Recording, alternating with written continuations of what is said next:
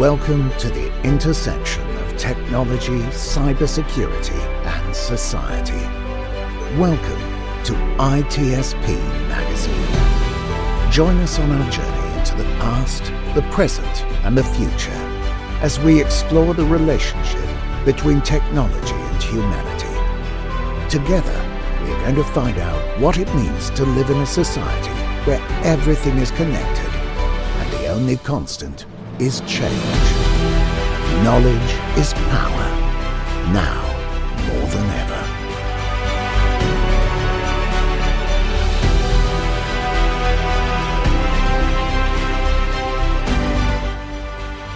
Marco. Sean. It's time to slay the dragon. Is it a dangerous dragon, or is one of the middleware dragon? Is it one of those you can ride and have fun, like in those cartoons? That's right. But clearly, none of the dragons that we're going to talk about today watched the movie of How to Tame Your Dragon. They just all went free for all. You know, if we knew how to tame the dragon, we probably wouldn't be here talking about what we are about to talk today, because somebody or something would have prevent this from happening. So what is this? Right. What is this? This. And one of the companies have Slayer in their name. That's why I went with that theme. But what we're talking about, Marco, is recently an organization. I don't know if they're a publication, but they do some work. They're .org. The markup.org. They have been tracking this Facebook, now Meta pixel, which evidently captures information and relays information back to Facebook/Meta. And they uncovered that quite a few tax preparation software companies, or companies that use tax prep software even, we're using this pixel and sharing tax and personal information back to Meta, unbeknownst to not just the users, but also many of the companies. At least they say they didn't know, right? Yeah, I mean, we're going to look at this and we're going to kind of brainstorm, the two of us, and I'm sure, as usual, we'll have raising more questions than answers. But I feel like eventually we could have another episode where we have other people that want to participate and share their opinion with us, and make it a full episode, maybe two. But I'm with you. I mean, what it really struck me is the fact that these are very personal information about tax return, about donations, about where you're standing with your, your loan with schools and with other interest that you pay. So it's kind of giving a Facebook, that's the company that actually was getting the pixel, the Meta, all this information that, if I'm thinking GDPR, I'm like, is this even remotely legal? How is this even happening? Yeah, and GDPR and their CCPA in California and the US that raises that question. And I don't know. I mean, I think the way around those two things is if a company puts an alert up or a pop-up up that says, you as a user, you're about to share this information by using this service. Do you agree? And it's probably 50 pages long of content that they have to read to agree to that. So they probably did. The question is that actually included in the privacy cookies and other the policies that you're accepting when you use the service? I don't even know. And the reason I question whether it's in the policies, because if you read these articles that I'm looking at, most, if not all, of the statements by the companies that were using this pixel were saying, we didn't know that it was doing that. So if they didn't know it was doing it, why would they write a policy that alerts the end user that they're about to do that, then that the user has to agree to it. And so there's a lot of, I don't know, a lot of mystery here from my perspective, certainly from a legal perspective.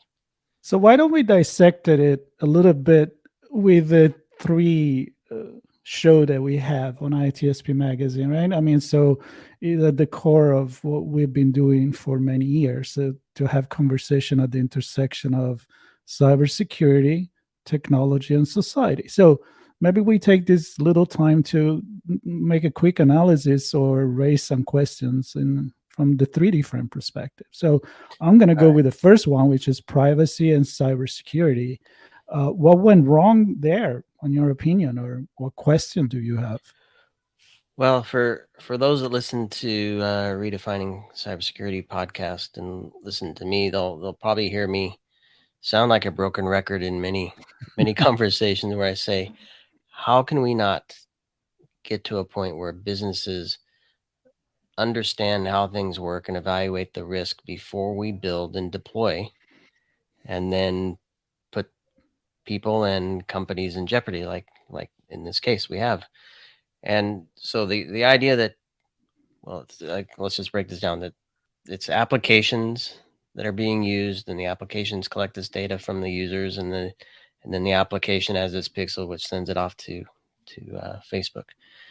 There's also white labeled use of the app, so companies are building their own versions of it and using it for their customers, perhaps even sharing it with their partners as a service for a larger group of tax partners to use. And then I also think of, well, what about the rest of the ecosystem, the tax partners? Every application today has APIs and open interfaces to drive things. So there may be tax partners that you might do a lookup of. You mentioned what are they? Donations. So charities, right? So maybe there's a charity plugin that interfaces with I'm making this up. I don't know. Maybe there's an interface through the API where charities can share how you actually did contribute for your taxes that year.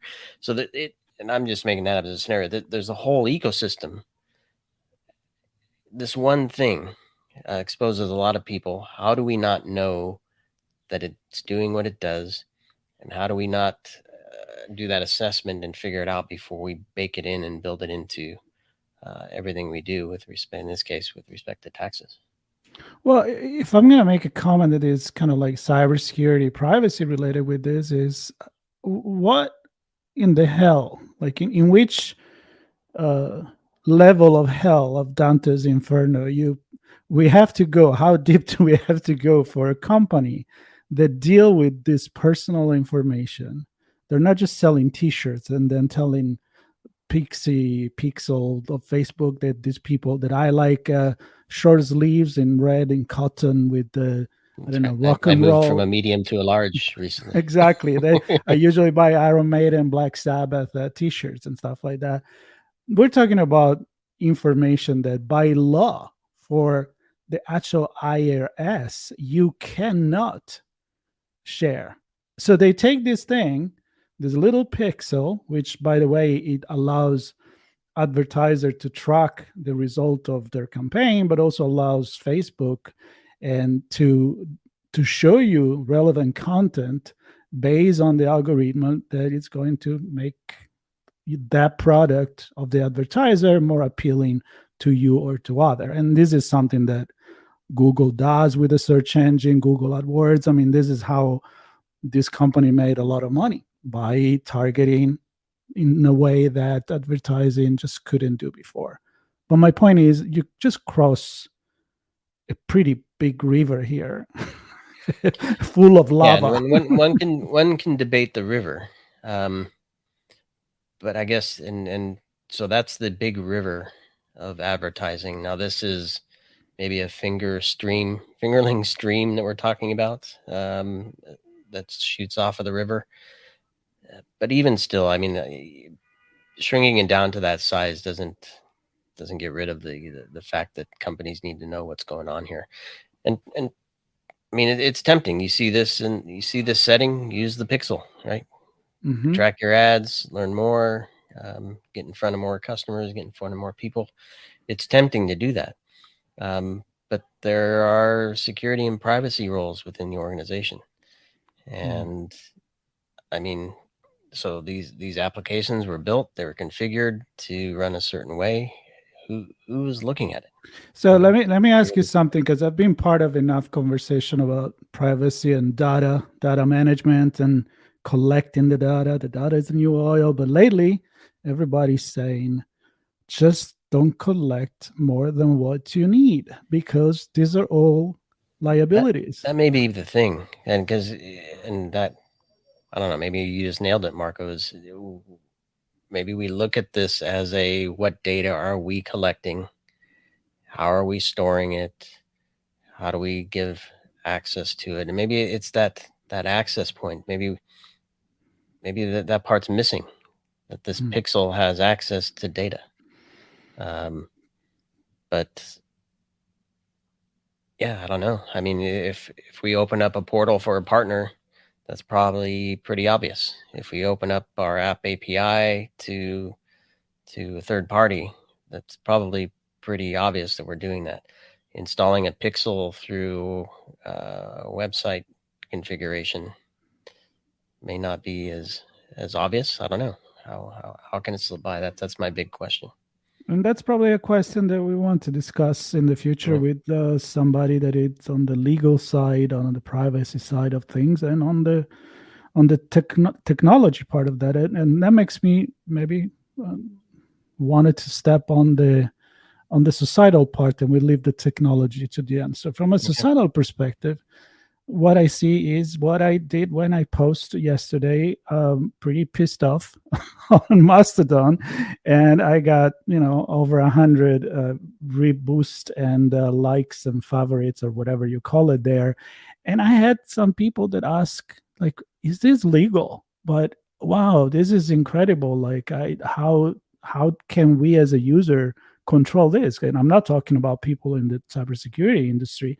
I'm talking about regular people that don't know about this, and everybody's just shocked by this. And so my question from a societal perspective is, how many things happen in the back end? The metapixel, according to them, I was reading the Verge article, it's on 2 million website properties, and this was reported by, I think, when they did the congressional hearing in 2018. So I'm assuming now it's even more. But 2 million properties, that means that once you put it into one big algorithm database, it knows way too much about every single person. And this information is also related to people that don't even have a Facebook account. So that means that they're definitely reselling or using this information that can be reaggregated in a lot of other things. So from a societal perspective, we share, we trust the companies, especially if somebody is doing the taxes for me. This is our online system. Of course, I hope my accountant doesn't go and share with Facebook. That would be a problem. But in a society where you just can't do it by yourself, it's not free. This is the cheapest possible way. So once again, probably the one that gets hurt the most are the people that can afford it less, not the people that are into a certain business success or income that can afford a actual accountant. So digital divide, anyone? Yep. Yeah, it's an interesting point. And I guess I'll only follow up with what I can only follow up with, which is, even, I guess, if one is limited to certain services because that's what they can afford, it's sad, and it's a reality. And hopefully we can do better as a society to kind of bridge that divide and close that gap. But regardless, not sharing that what they're doing, the lack of transparency for me is what really strikes me.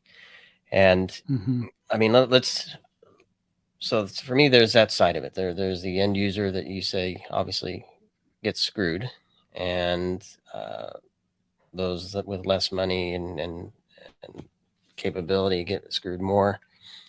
But then there's the business. Who's making out on this from a society perspective? Is it only Facebook?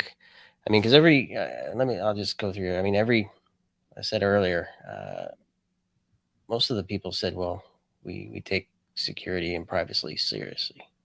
Which means we got breached. That's right. Where was the one of I'll just read one of them. Yeah. We take protecting our clients' privacy very seriously. We are taking steps to mitigate the sharing of client information via pixels. Yeah, here is a credit control and a dark monitor report, so maybe you can see if something goes wrong. So before the article, you didn't take it seriously, exactly. or you wouldn't have done this, or you. So let's assume that they didn't know it did this, which was another statement in there. So assuming they didn't know, what benefit do they have of enabling the pixel?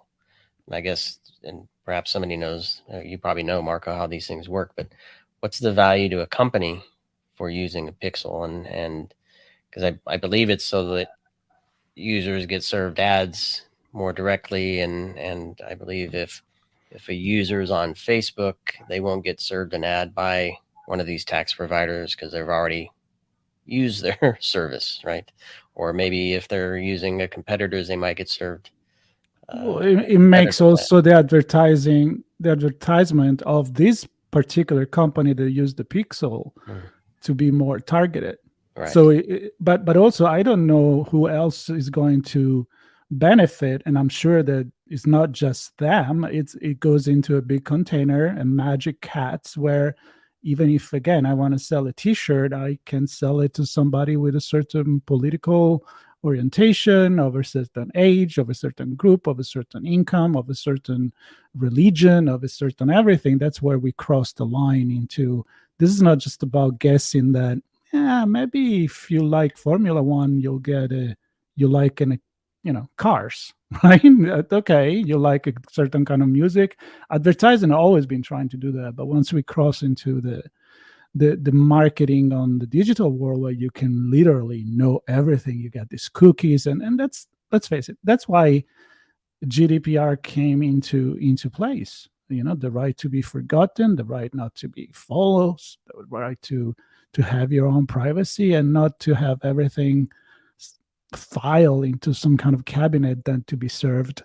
And that's when stuff really happened badly, when you can actually do, I don't know, political manipulation of information, as we actually did witness not only in this country but in other countries. So it's a very hot topic, and that's where I see the societal problem. Which may bring us, Sean, to the technology side, which is just because we can do it, should we do it? Right. Yeah, and I was just thinking, so clearly tax information, very sensitive, very personal, connected to a lot of things we do in life that could be used to help us or it could be used against us. I was just trying to think, are there other areas of technology and information where we'd be as pissed off? Healthcare is the other one that comes to mind. Of course. Right. Yeah. Which has had laws in place even longer than GDPR, certainly in the States with HIPAA and high tech, to protect that kind of information. But outside of those two, would we be up in arms with this? I think know. this is. I'm still in kind of the society realm here. Are we? If it wasn't tax information, or if it was not healthcare information, would be raising our arms up, going, "You bastards"? Honestly, right? I think we should. I think we should for everything that they track, to this extent. Unless I tell you I'm okay with that, you shouldn't. And I don't think there is enough legal protection in certain countries. And, even when there is legal protection, sometimes I wonder, is it really going to affect in the best possible way the user. But to answer your question, yeah, I think it applies on everything. Unless I tell you that I like this movie and this movie and this movie and this genre, so you can give me the right one, or I don't know, Siri telling me what music to suggest. And to be honest, as I mentioned, sometimes on social media, she's still, after so many years, screwed up. But in general, unless it's your choice to tell your personal assistant, virtual, what you need and what you like for lunch, for a meal, or whatever, this should be off limit in an ideal world. Yeah. This is just what piss people off, and then tomorrow they forget. I mean, come on, like the Equifax breach, and there's always a breach that everybody scream, and then it become a murmur, and then gone until the next one. Yeah, and I know so we looked at this from a security perspective, aka risk, right? We looked at this from a societal perspective, and we kind of threw a legal lens on that. I'll take the technology, and it's still across. I mean, it's hard to separate these three buckets, right? No, that's why we have all of we them. talk about them. Yeah. But I feel there's the ethical piece still, and I'll throw that in the technology bucket, because we've actually done a series on ethics and digital technology on the Other Society, where we talk about the use of technology to drive society forward, and the use of technology to prevent us from going too far forward, and break the boundaries of our ethics, whatever those may be, right? They change based on who you are, where you are, when you are, physical versus virtual worlds, metaverse, for example, even perhaps. So to your point earlier, just because we can do something with technology doesn't mean we should. I think we have to ask the ethical question. Certainly we have to also answer the legal and risk questions, whether you're sitting in the consumer side or the business side. But as from an ethical perspective, building these technologies, should Meta have built this? And do there need to be ethical guardrails put around it so things like this don't happen? Companies that absorb it and integrate it, do they have to sign off on ethical use of the technology by adopting it, or at least know that it's there and not claim after the fact that they didn't even know it was there? So there's this whole ethical stream of questions, I think, and a stream of responsibilities, not talking legally here necessarily, just who has the responsibility. Because in the end, I feel the consumers are taking the bite, and not necessarily finger pointing, but who knows, hands are going up, right? Wasn't me, I didn't know, and that doesn't do anybody any good. Well, look, but for everything in the law, ignorance is not a justification. I'm going to get a ticket if I crossed on the red light, either I know it or not. If I if they take the wrong turn, or if I do anything that is illegal, then I'm going to get punished. So I think this could cross be the street off the crosswalk for years and get a ticket for jaywalking 1 year. Doesn't excuse all the other times, right? So I like that we got here, because it could be kind of like the wrap of our rant. But the fact is this: I was reading still from the article that if the IRS get involved and the government get involved, there could be a really steep punishment in terms of economic. It's like when GDPR told Google, pay millions and millions of dollars. And I'm wondering, like, does Google really care? Does the big company, I mentioned Google because it's been fined by the European community several times, and so others. The point is it still worth maybe to break the law, because the repercussions are not enough to deter from this to happen? And I give you an example. I've been reading a lot about greenwashing. I believe that's what it's called. When a company buy credit to spend money to participate into something good for the environment, but it's because they are still polluting. So instead of stopping the pollution, they just buy their way out of it, because at the end, they're still making more money by keep polluting. So my parallel here is the same. That this company, even if they get cut with the hands in the jar and all the face is covered in Nutella and jelly and peanut butter, they're going to be like, so what? We made billions. It was a good cookie. It was worth. I'm going to eat it again, because they're going to put the cookie there again. Yeah. And it's worth it, right? So how do we make it not worth it? Because the ethics will be nice, but come on, man. Really? Well, clearly laws aren't. Does that mean the laws aren't strong enough? There are not enough teeth in them? I don't know. I don't know. I'm not an expert. That's why we're just ranting. We're not answering any questions here. I know. But I mean, we often say, well, the people will vote with their feet in their pocketbooks, right? They'll leave the service and stop paying the money if they're paying them something. But we see that not happen either. So, plenty of I don't know if this will be the tipping. This doesn't seem like this. It'll be a tipping point for that either. So I don't know.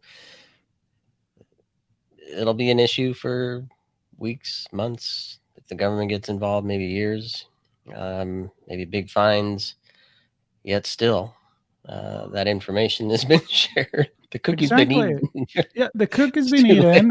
The info is, the toothpaste is out of the tube, and once it's out, good luck in putting it back in. So this information are somewhere, and they're not going back. And that's the thing that I often ask myself about, the right to be forgotten. Really, can you really be forgotten? So, Sean, a lot of questions.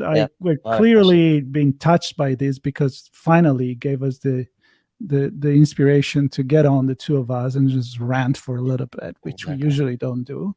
But again, maybe more questions than answers. Maybe the community out there has something to comment. Somebody wants to come on the show and maybe take the deep dive in the security, in the deep dive in the technology, or the society, or the legal part. I welcome all of that. Our job is to have conversations and to involve as many people that have opinion and maybe knowledge, right? I think knowledge is power. How can technology help? How can risk management help? How can legal and policy and compliance help? And perhaps even how can ethiks help? So let's look at all those. If anybody has thoughts, answers, ideas, hit us up. Twitter, LinkedIn, Mastodon, and let us know. We'll keep having more conversations as long as it's a thorn in somebody's side. Yeah. And if people are good with 27 minutes and 49 seconds of the two of us going at it, let us know, because we got a lot of opinions. So it's pretty easy to go back and do it again about other topic. But of course, we enjoy having the community share the microphone with us and be part of the conversation. So, Sean, I'm going to let you say goodbye. And bummer of a topic. Great to chat with you, though. And hopefully it gets people to think, as usual. That's what maybe next time we talk about something positive for a change. Good news. Until then, thank you, everybody. Thank you.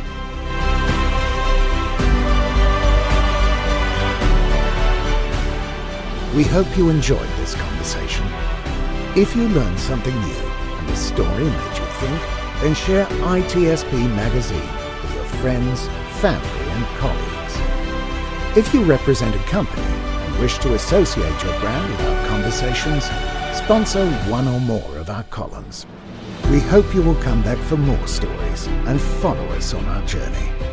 You can always find us at the intersection of technology, cybersecurity, and society.